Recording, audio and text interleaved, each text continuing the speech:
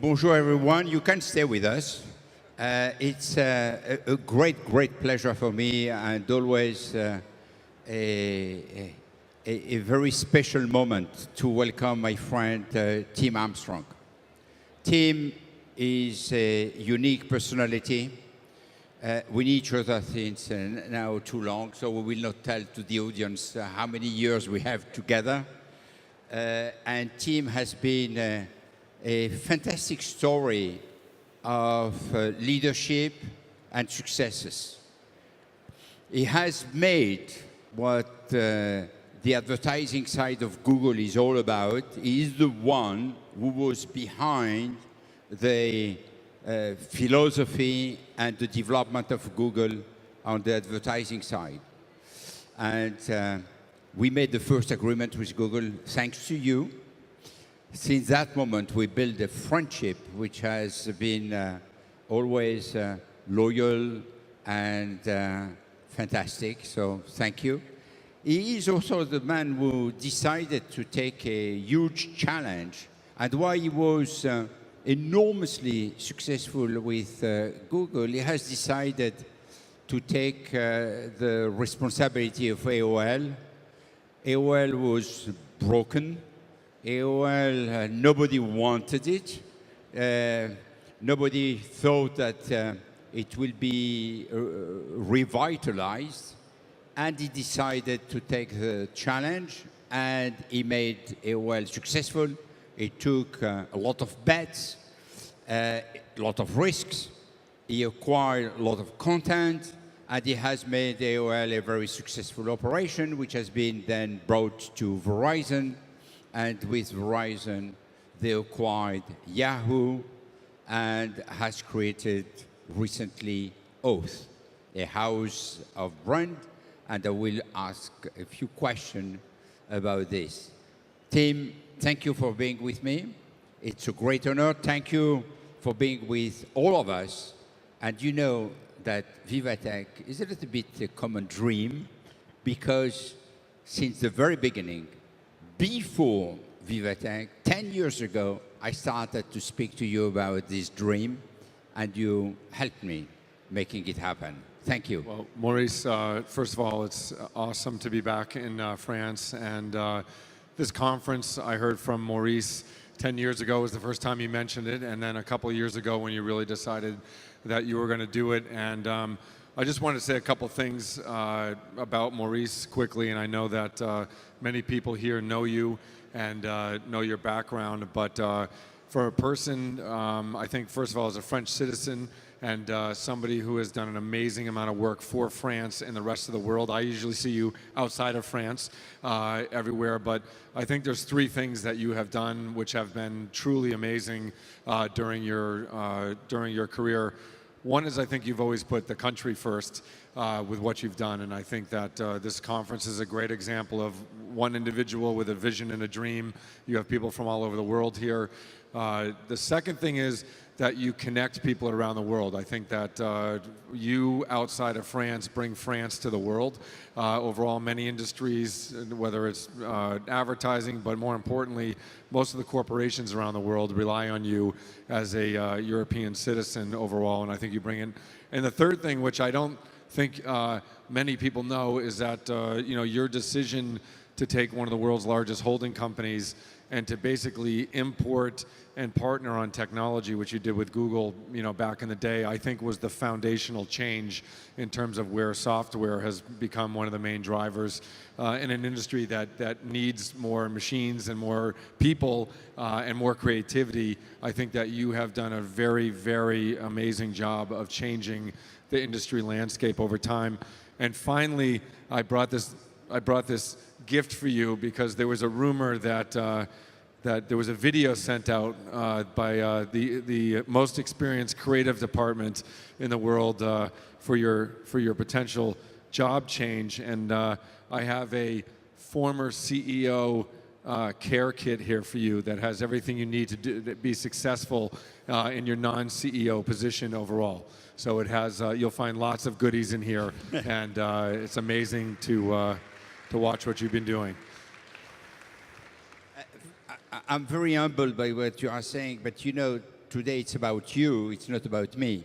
But I will open it. You can open it. It's, I can open it. It's also the first branded You passed the security. oath gear. We passed security. They said no bags. I said there's a gentleman who needs a bag, but you have the first, since you have a lot of free time, you have the first branded oath gear in the world, and I have a bag for you, so when you travel, you'll remember your stuff and remember where it goes. We have jackets for you. We have a puzzle to keep your mind sharp. This is an Engadget puzzle overall, and we have hats. I also brought you nostalgia gear when we first met through AOL. I have shirt, pajamas for you. We've got an amazing array of things for you. So thank you, Maurice. You have been a great friend for many years, and congratulations on the conference. And you should put that on you in case. This is the first Oath brand promotion that's happening. It's live. Very nice. Very nice. I knew I need now my wheelchair, and people are expecting me to be on a wheelchair. Thank you.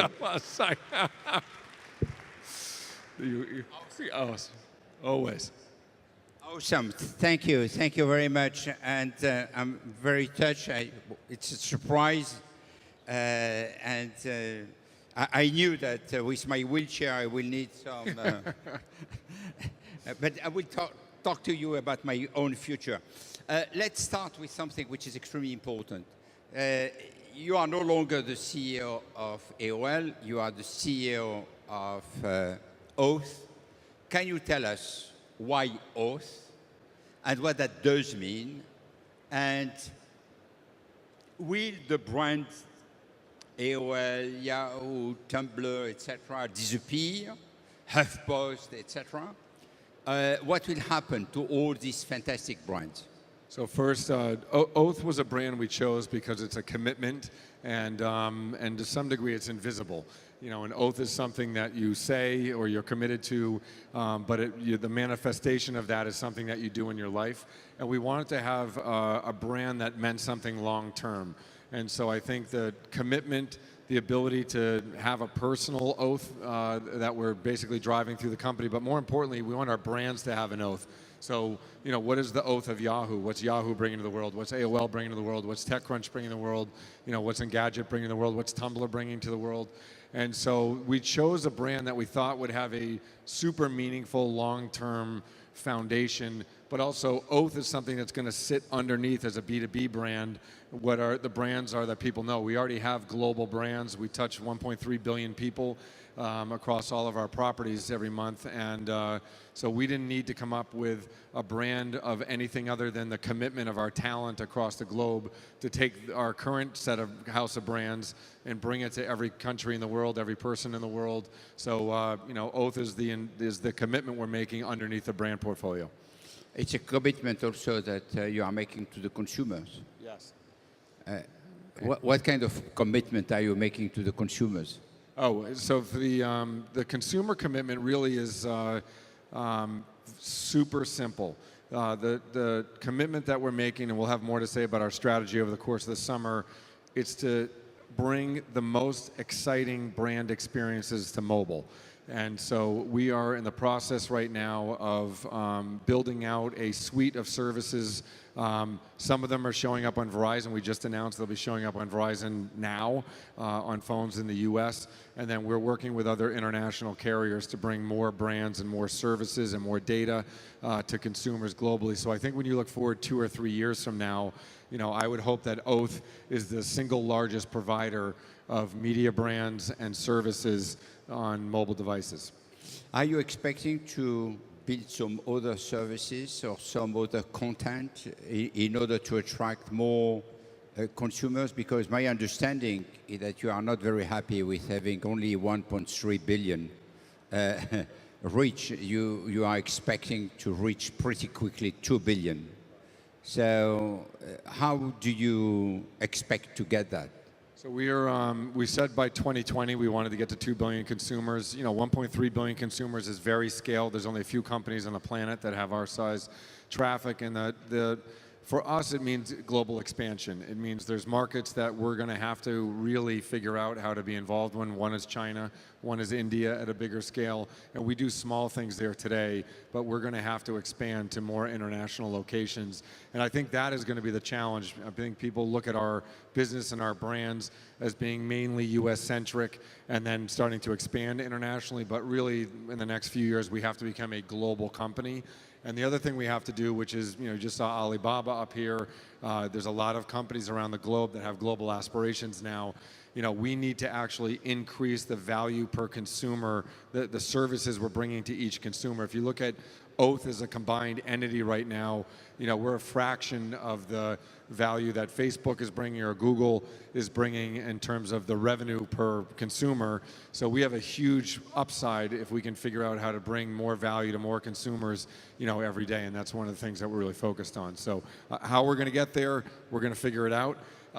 It's going to take a lot of creativity and a lot of work, but I think everyone's excited about it.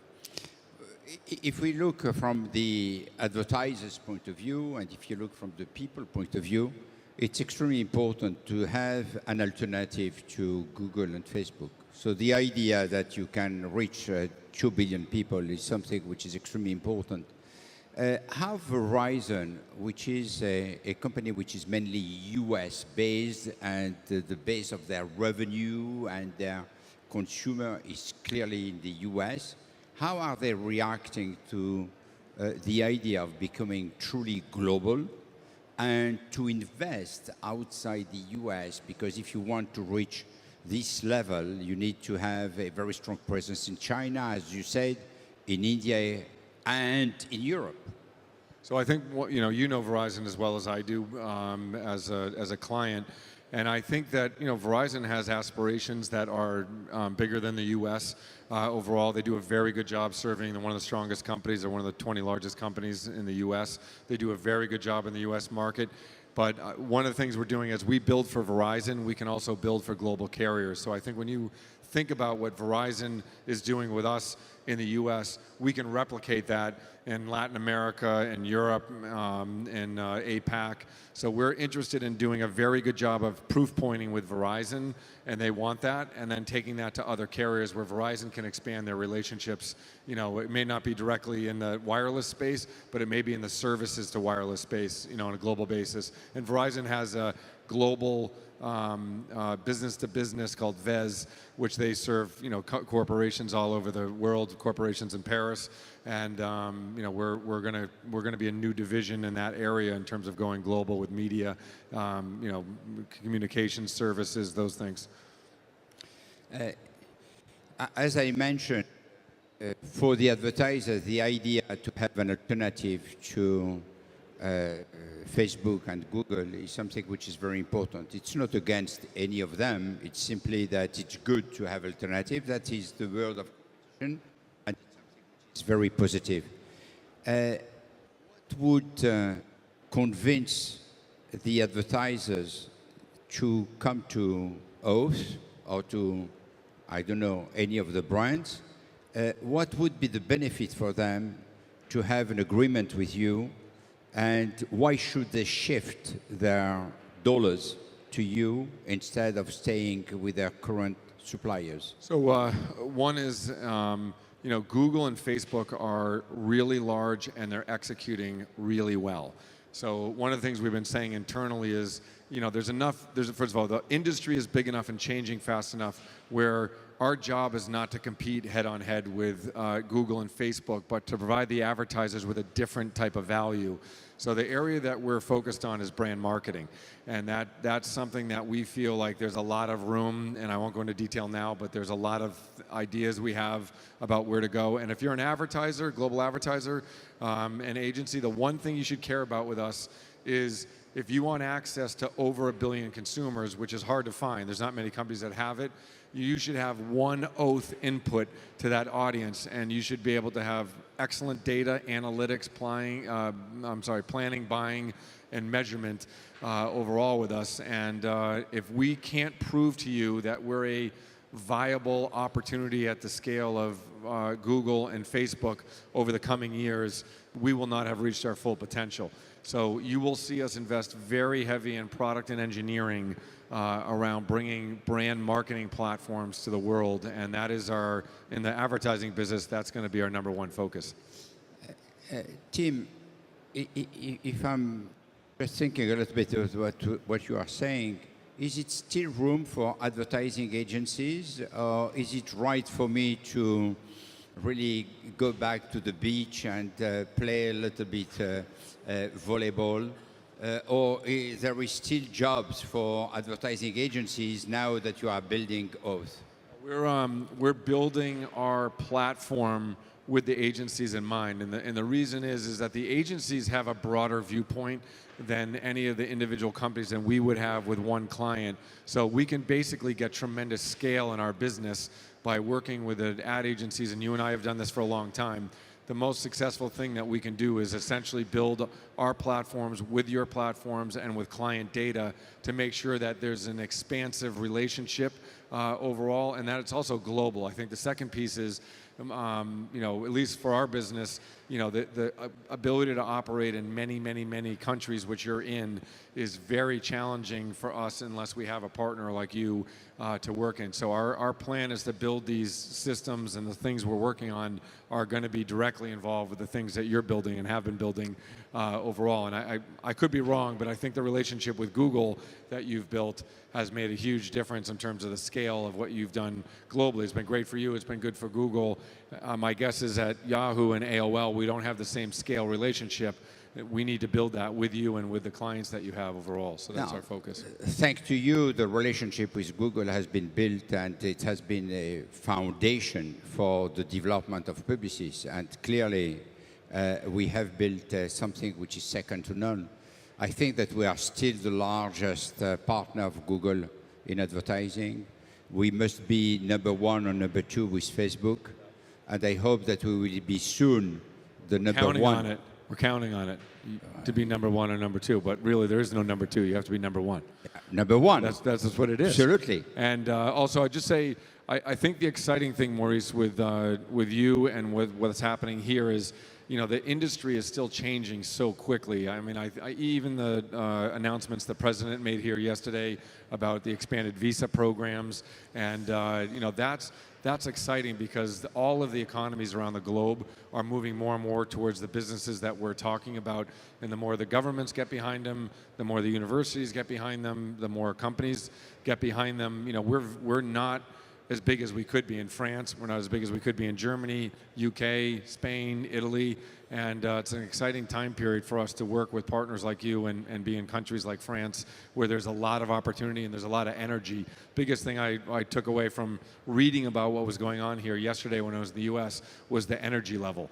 And I think the energy level is super high right now globally, and we need to capitalize on that. That's a tailwind for us that we didn't create, but we need to get in that slipstream and ride that with partners like you and in places like France. One of the issues that we have as an advertising agency that many of our clients have with the platforms is about privacy and how to get access to data, how to make sure that privacy is protected, how to make sure that we reach the right consumers, and how to make sure that we are not with a risk, running a risk of breaching the privacy level. We discussed this several times in the past, and my key question here is, what are you doing differently from Google and Facebook in order that advertisers will feel comfortable to work even more with you, and they will feel happy because they will have the feeling that not only they will reach the right people at the right time, but on top of that, they will have access to the right level of information without breaching any of the rules of privacy. Yeah, I think privacy. First of all, at Oath, we're making data a business operation, meaning just like we have content or we have the ad systems, data is becoming an operating unit.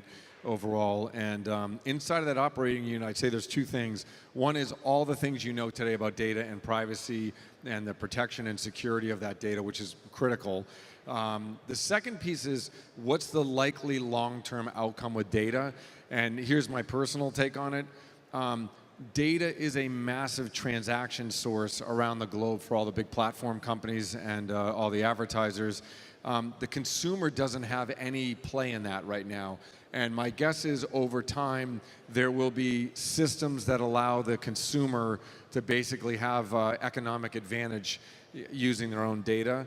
And so I think one of the things that we're thinking about is there's two sides to the data. There's all the way it's used today, all the security behind it.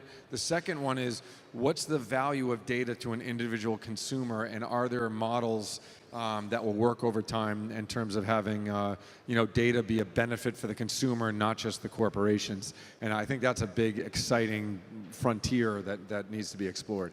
Yeah, this is something for which I have a very strong view. I believe that each consumer should have a data account, and every time that the data of that consumer is used, that account should be credited of a small share of the media expenditures in order that they benefit from. As you are using their data, you are using their information, it should be good that they receive an economic advantage. So I love this idea, and we can sign an agreement on this, and we can go together to the EU yes. and to the FTC or FCC and making sure that this is going to happen. Yeah. I'm 100% with you. I think it's a very, very significant opportunity. Anyways, we're in lockstep agreement on that. Can I ask you a question? No, it's not my last question. No, okay. I have another question. All right, well, let me ask you one question. Are you, now that you've had your landscape view of everything that's happening in the world, everything that's happening with advertising and technology, what is your viewpoint 5 years from now? You just heard Alibaba talk about how they're expanding globally. You have China coming more to the world. If you kind of, and you've been working in China for a long time and a lot of the markets that are expanding, India, if you go forward 5 years from now, what would you expect to have happening in the world in terms of the platforms, in terms of the technology, and in terms of advertising? What will be different 5 years from now than is happening today? It's a huge question, but you are my guest. I should put the question. Okay, I will try to answer. The first aspect is from the advertising point of view. The advertising agencies have to transform the way they are operating, and we have two kinds of transformation. One is a transformation in the way we are communicating with the consumers, because the consumers are transforming themselves and they have access to so many information and they are empowered, that the way we were communicating so far was a little bit down to them.